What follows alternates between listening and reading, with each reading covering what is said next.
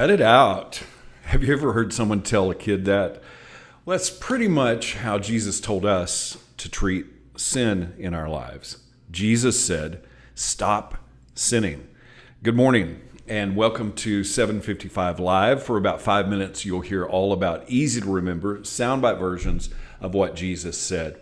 And the point is to help you experience life to the fullest, the Jesus way.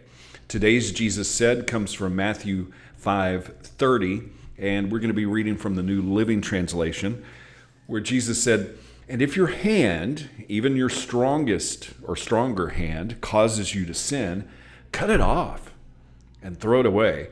It is better for you to lose one part of your body than for your whole body to be thrown into hell." That's pretty graphic language there, a pretty gruesome analogy. But sin is gruesome. All sin, any sin. And Jesus used several extreme analogies. In verse 29, right before this, he talks about if your right eye causes you to sin, tear it out and throw it away. That it's better to lose one of your members than to have your whole body thrown into hell. The context here of what Jesus is talking about, he's discussing fulfilling or filling up the law, getting to the heart of the rules. It's not enough to just keep the big list of sins, like don't murder. Jesus said, don't even hate. Don't call someone a fool. And sometimes we excuse sin by checking off the big list. Oh, I'm not doing those big things. But Jesus said, cut it out. Stop sinning.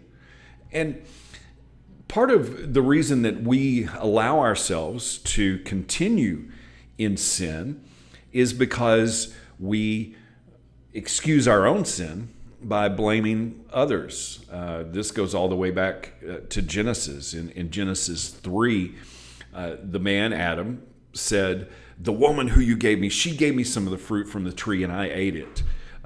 Adam didn't acknowledge his own sin. He blamed someone else. And then God said to the woman, "What is this that you have done?" And the woman replied, "It was the serpent. It was the snake. He tricked me and I ate." Many times that's our response to our own sin as well.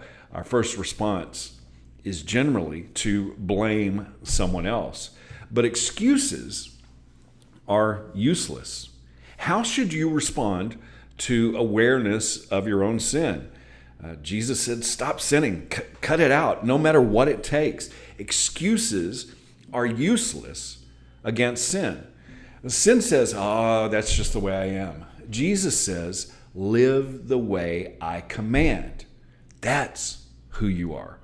Defeating sin is something that we also can help each other with. That's why we not only need a committed relationship with Jesus, but also a committed relationship with other Jesus followers. One of the verses that helped inspire the name of our church, Today Church, is Hebrews 3:13, where it says, "You must warn each other every day while it is still today, so that none of you will be hardened or will be deceived by sin and hardened against God." Cut it out, or don't pretend that it's not sin by blaming others. And we each have a role in this. We can help each other by reminding ourselves in committed relationships that it's about fruit of the Spirit. It's about how we treat one another.